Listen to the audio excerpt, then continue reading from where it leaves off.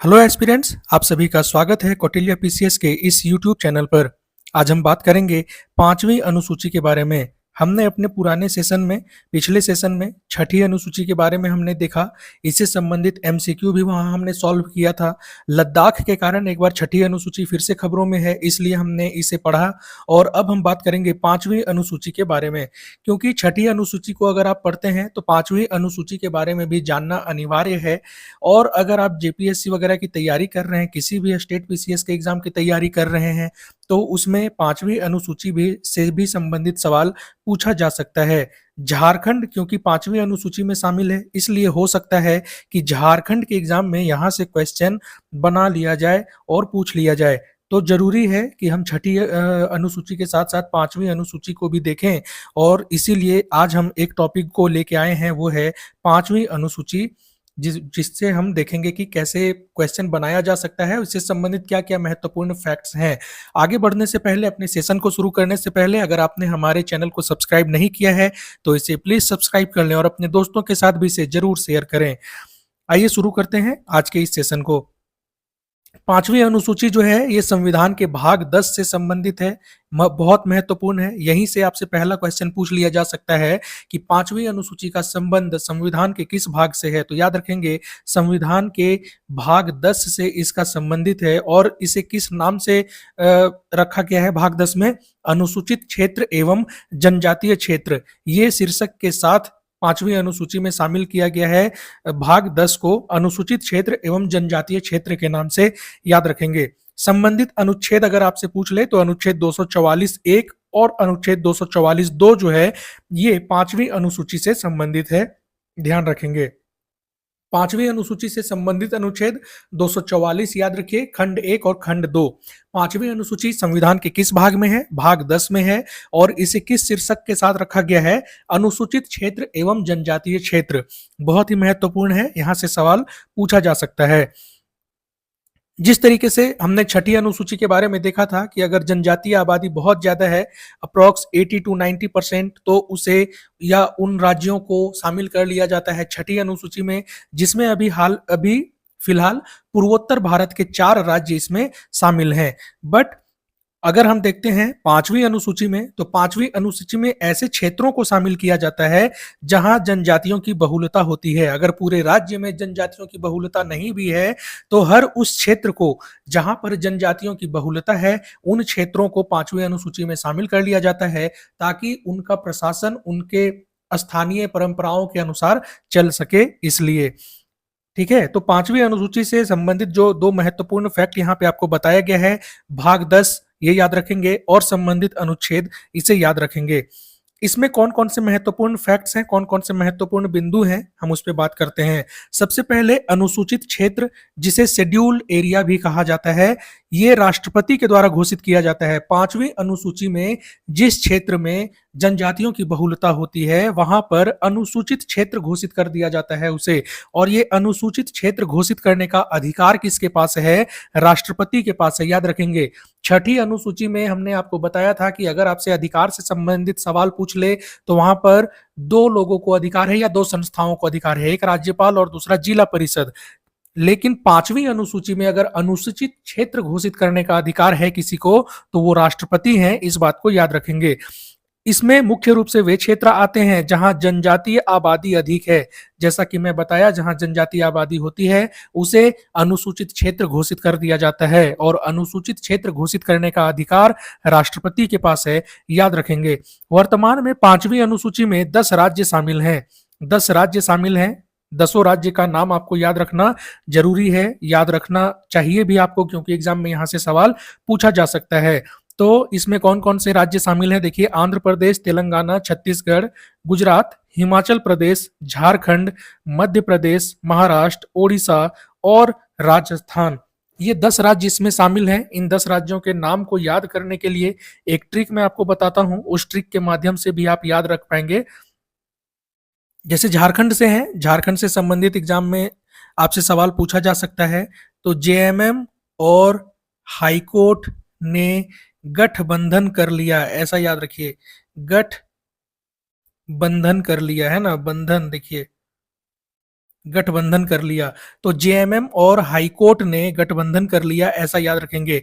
और गठबंधन में जो जीएटी है, बस यहीं तक का नाम याद रखेंगे, इसीलिए मैंने ये सभी स्मॉल लिखा है। गठबंधन में टी के बाद जो अक्षर है उसे स्मॉल लेटर से लिख लीजिएगा, ताकि आपको भी याद रहे कि टी तक ही मुझे याद करना है स्टेट का नाम। अब देखिए, जेएमएम और हाईकोर्ट, एचसी, जेएमएम और हाईकोर्ट ने गठबंधन कर लिया।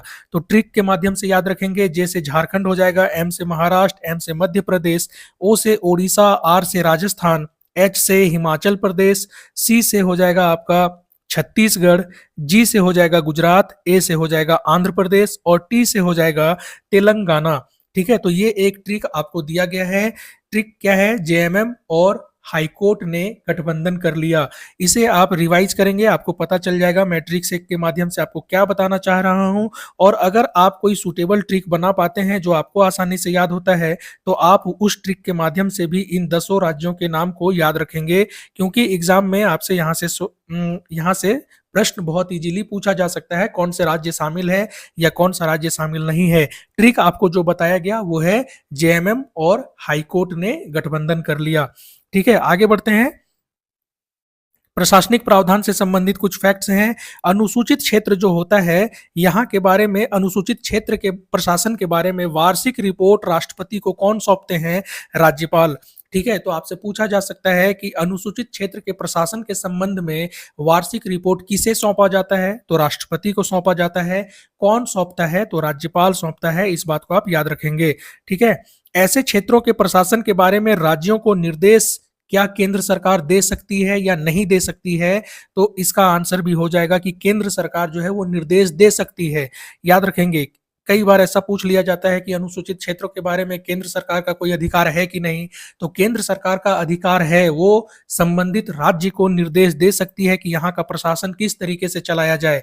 ये एक अलग बात है कि संसद का कानून जो है वो यहाँ पर पूरी तरीके से लागू होगा या नहीं, इस बात का फैसला कौन करेंगे? राज्यपाल करेंगे। ठीक है, संसद का कानून जो है वो यहाँ पर लागू होगा या नहीं होगा, या संशोधित रूप में लागू होगा, ये कौन इसका निर्णय करेंगे? राज्यपाल करेंगे। लेकिन केंद्र सरकार के पास ये अधिकार है कि वह राज्यों को निर्देश दे सके कि अनुसूचित क्षेत्र का प्रशासन किस तरीके से चलाया जाना चाहिए। इन सभी फैक्ट्स को याद रखेंगे। यहीं से क्वेश्चन बनता है, जो मैं रिपीट कर रहा हूं यहीं से क्वेश्चन बनता है। बाहर से आपसे कुछ नहीं पूछेगा, यहीं से पूछेगा। ठीक है, राष्ट्रपति जो है ये समय समय पर अनुसूचित क्षेत्रों का पुनरीक्षण कर सकते हैं, क्योंकि राष्ट्रपति के पास अधिकार है, वो अनुसूचित क्षेत्र किसी को घोषित कर सकता है, अनुसूचित क्षेत्र के नाम में परिवर्तन कर सकता है, अनुसूचित क्षेत्र को का दर्जा जो है वो खत्म कर सकता है ना। तो ये सब याद रखेंगे। इसीलिए अनुसूचित क्षेत्र का पुनरीक्षण करते हैं राष्ट्रपति समय समय पर, और राज्यपाल जो हैं ये वार्षिक रिपोर्ट सौंपते हैं राष्ट्रपति को, ये भी याद रखिएगा। ठीक है, देखिए, अब एक होता है जो अनुसूचित क्षेत्र होता है, वहां पर प्रशासन चलाने के लिए आदिवासी सलाहकार परिषद का गठन किया जाता है। छठी अनुसूची में हमने देखा था कि वहां पर स्वायत्त जिला परिषद का गठन किया जा रहा था, है ना। स्वायत्त जिला परिषद का गठन किया जा रहा था छठी अनुसूची में, पर 5वीं अनुसूची में आदिवासी सलाहकार परिषद का गठन किया जाता है। याद रखेंगे, आपसे क्वेश्चन पूछा जा सकता है आदिवासी सलाहकार परिषद का संबंध संविधान के किस अनुसूची से है? तो 5वीं अनुसूची से। और छठी अनुसूची में आ जाएगा स्वायत्त जिला परिषद। याद रखेंगे, ऐसा बारीक फैक्ट बहुत बार पूछा जाता है एग्जाम में, और अगर आप रिवीजन नहीं करेंगे, टेस्ट नहीं देंगे, तो ये सभी क्वेश्चन आपसे गलत हो जाता है, और यहीं पर आप प्रीलिम्स के रेस में ही बाहर हो जाते हैं, मेंस तक पहुंचने का समय नहीं मिल पाता है। तो याद रखेंगे, ऐसे छोटे छोटे फैक्ट्स को याद रखिए और कंटिन्यू टेस्ट देते रहिए। हम टेस्ट सीरीज आपको प्रोवाइड करवा रहे हैं।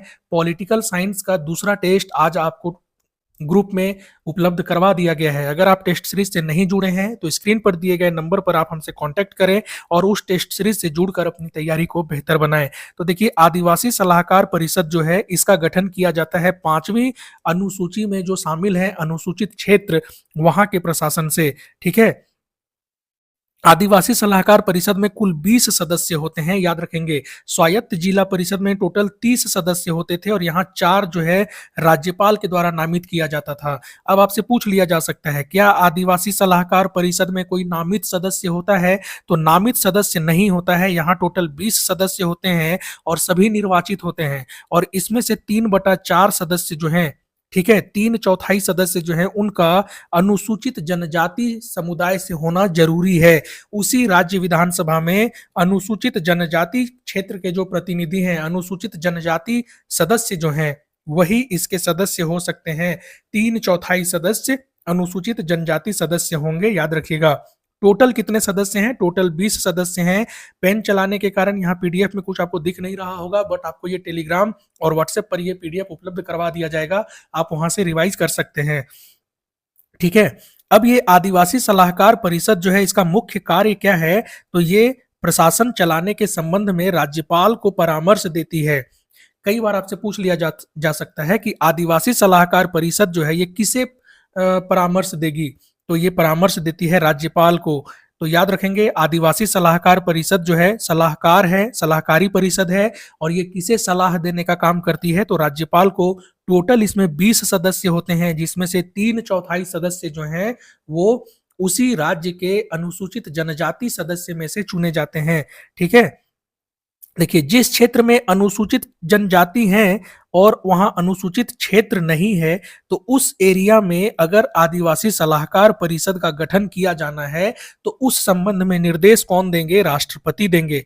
ठीक है, अगर किसी एरिया में आदिवासी जनजाति तो है और वहां पर अनुसूचित क्षेत्र नहीं है, तब वहां अगर आदिवासी सलाहकार परिषद का गठन करना हो, तो उसके बारे में निर्देश कौन जारी करेंगे? राष्ट्रपति जारी करेंगे। इन सभी फैक्ट्स को याद रखेंगे, यहीं से क्वेश्चन आपसे पूछा जा सकता है ना। चलिए, नेक्स्ट जो है, राष्ट्रपति की शक्तियां क्या क्या हैं, हम वो देख लेते हैं 5वीं अनुसूची से संबंधित। तो 5वीं अनुसूची से संबंधित राष्ट्रपति की शक्तियां क्या क्या है? पहला तो कि वो अनुसूचित क्षेत्रों की घोषणा कर सकते हैं, अनुसूचित क्षेत्र में नए क्षेत्रों को जोड़ सकते हैं, अनुसूचित क्षेत्र से किसी क्षेत्र को हटा भी सकते हैं, और अनुसूचित क्षेत्र है उसकी सीमा में भी परिवर्तन कर सकते हैं। ये सभी अधिकार किसके पास है? राष्ट्रपति के पास है। 5वीं अनुसूची से संबंधित अगर पूछे अधिकार के बारे में, तो वहां मैक्सिमम टाइम आंसर जो है राष्ट्रपति होता है, याद रखेंगे। कई बार राज्यपाल भी आंसर देखने को मिलेगा, लेकिन मैक्सिमम टाइम जो है ये राष्ट्रपति का अधिकार होता है, ध्यान रखेंगे, है ना। चलिए, तो ये सभी जो 5वीं अनुसूची से संबंधित जो फैक्ट था वो आपके साथ डिस्कस कर लिया गया है। देखिए, 5वीं अनुसूची में एक बात और भी कहा गया था कि जो अनुसूचित क्षेत्र हैं उसके प्रशासन से संबंधित जानकारी के लिए क्या किया जाएगा कि राष्ट्रपति एक आयोग का गठन करेंगे, और ये आयोग का गठन अभी तक 2 बार हो चुका है। ऐसे आयोग का गठन राष्ट्रपति के द्वारा 2 बार किया गया है। एक किया गया था 1960 में और दूसरा किया गया था 2002 में। तो 1960 में जो पहला आयोग गठित किया गया था अनुसूचित क्षेत्र के प्रशासन से संबंधित, उसकी अध्यक्षता की थी यूएन ढेबर ने, याद रखेंगे अध्यक्ष का नाम यूएन ढेबर। और दूसरा आयोग जो गठित किया गया था 2002 में, इसके अध्यक्ष कौन थे? दिलीप सिंह भूरिया। ठीक है, दिलीप सिंह भूरिया जो थे ये 2002 वाले आयोग के अध्यक्ष थे। आपसे सवाल ऐसे भी पूछा जा सकता है, यूएन ढेबर और दिलीप भूरिया आयोग किस संविधान के किस भाग से संबंधित थे? तो ये संविधान के भाग 10 अनुसूची 5 से संबंधित आयोग था ये। ठीक है, अनुसूचित जनजाति क्षेत्र जो है उसके बारे में प्रशासन से संबंधित सिफारिश देने के लिए इन आयोगों का गठन किया गया था। यहाँ देखिए, 5वीं अनुसूची 6ठी अनुसूची की तुलना की गई है, और मुझे नहीं लगता है कि इसे बहुत ज्यादा डिस्कस करने की जरूरत है, क्योंकि 6ठी अनुसूची पिछले वीडियो में आपको बताया गया था, 5वीं अनुसूची अभी आपको बता दिया गया है।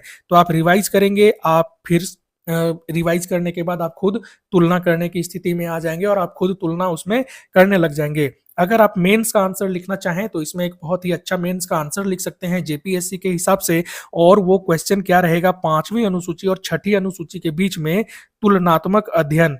ऐसा करके आप मेंस का आंसर लिखने का कोशिश कीजिए, आप पता चलेगा कि आप कितना जानते हैं इन अनुसूचियों के बारे में। ठीक है, अब 5वीं अनुसूची से संबंधित कुछ एमसीक्यू है, जैसा कि हमने 6ठी अनुसूची से भी संबंधित 10 एमसीक्यू देखा था, तो अब कुछ 10 क्वेश्चन 5वीं अनुसूची से भी संबंधित है, हम उसे देखते हैं। पहला क्वेश्चन है, भारतीय संविधान की 5वीं अनुसूची किससे संबंधित है? बहुत इजी क्वेश्चन है। आपके सामने ऑप्शंस हैं, पंचायती राज संस्था, ऑप्शन बी है अनुसूचित क्षेत्र और अनुसूचित जनजातियां, ऑप्शन सी है भाषाई अल्पसंख्यक और ऑप्शन डी है चुनाव आयोग। तो ये मैं आपको पहले जब वीडियो हम शुरू कर रहे थे तभी मैं आपको बताया था, इसका आंसर हो जाएगा ऑप्शन बी अनुसूचित क्षेत्र और अनुसूचित जनजातियां। भाग 10 को इसी शीर्षक के साथ शामिल किया गया है, याद रखेंगे। नेक्स्ट क्वेश्चन को देखते हैं। क्वेश्चन नंबर 2 है हमारे सामने, 5वीं अनुसूची का उल्लेख संविधान के किस अनुच्छेद में है? अनुच्छेद भी मैं आपको बताया था, तो इसका जो सही आंसर हो जाएगा वो हो जाएगा ऑप्शन बी अनुच्छेद 244। इसका खंड 1 और खंड 2 ये दोनों संबंधित है 5वीं अनुसूची से। क्वेश्चन नंबर 3 है हमारे सामने, अनुसूचित क्षेत्रों की घोषणा करने की शक्ति किसके पास है? कौन है जो अनुसूचित क्षेत्रों की घोषणा कर सकता है?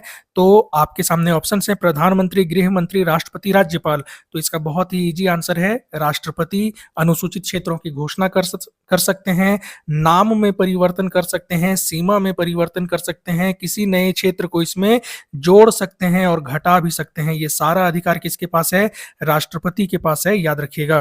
क्वेश्चन नंबर 4 है हमारे सामने, 5वीं अनुसूची के अंतर्गत आदिवासी सलाहकार परिषद में कितने सदस्य होते हैं? आपसे सदस्यों की संख्या पूछा जा रहा है। आपके सामने ऑप्शंस हैं 10, 15, 20, 25। 5वीं अनुसूची के अंतर्गत ये आदिवासी सलाहकार परिषद का गठन किया जाता है और इसमें टोटल 20 सदस्य होते हैं और इसमें 3/4 यानी 3/4 सदस्य जो हैं वो आपके उसी राज्य के विधानसभा में जो जनजातीय सदस्य हैं उसमें से चुने जाते हैं, याद रखिएगा। चलिए नेक्स्ट जो है क्वेश्चन नंबर 5 हमारे सामने, आदिवासी सलाहकार परिषद के सदस्यों में से कितने अनुसूचित जनजातियों से होने चाहिए? अभी अभी बताया 3/4 सदस्य, 3/4 सदस्य। चलिए नेक्स्ट क्वेश्चन है, क्वेश्चन नंबर 6 है हमारे सामने, 5वीं अनुसूची लागू होने वाले राज्यों की कुल संख्या कितनी है? 5वीं अनुसूची कितने राज्यों में लागू होती है? आपसे ये पूछा जा रहा है। आपके सामने ऑप्शन हैं 6, 8, 10, 12। इसका सही आंसर हो जाएगा ऑप्शन सी 10। क्या था ट्रिक? जेएमएम और हाईकोर्ट ने क्या कर लिया? गठबंधन कर लिया, है ना, गठबंधन। तो इसे कर लिया, ऐसे याद रखिएगा, यही ट्रिक मैं आपको बताया था। चलिए नेक्स्ट हम लोग देखते हैं। क्वेश्चन नंबर 7 है हमारे सामने। देखिए ट्रिक के माध्यम से याद रखेंगे ना तो बहुत ज्यादा आपको डरने की आवश्यकता नहीं होगी। जब भी आप ट्रिक देखेंगे आपको सारा राज्य का नाम याद हो जाएगा, इसलिए मैं आपको ट्रिक बता रहा हूँ। क्वेश्चन नंबर 7 है हमारे सामने, निम्नलिखित में से कौन सा राज्य 5वीं अनुसूची के अंतर्गत नहीं आता है? आपके सामने ऑप्शन हैं झारखंड, मध्य प्रदेश, असम और उड़ीसा। आपका जो सही आंसर हो जाएगा वो हो जाएगा ऑप्शन सी असम। असम किस में आता है? 6ठी अनुसूची में, ATM स्क्वायर। असम, त्रिपुरा, मिजोरम और मेघालय, इसमें मणिपुर नहीं है, ये याद रखिएगा।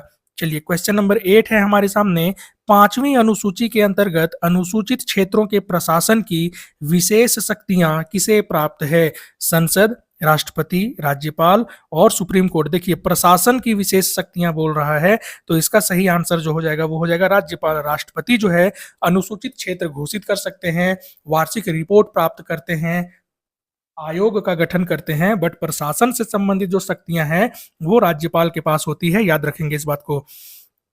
9वां प्रश्न है हमारे सामने, 5वीं अनुसूची किस उद्देश्य से बनाई गई है? तो इसका जो सही आंसर है वो हो जाएगा ऑप्शन बी अनुसूचित जनजातियों की संस्कृति, भूमि और विकास की सुरक्षा के लिए।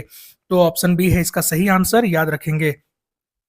क्वेश्चन नंबर 10 है हमारे सामने, 5वीं अनुसूची और 6ठी अनुसूची में मुख्य अंतर क्या है? आपसे अंतर को पूछा जा रहा है, तो इसका जो सही आंसर हो जाएगा वो हो जाएगा ऑप्शन बी।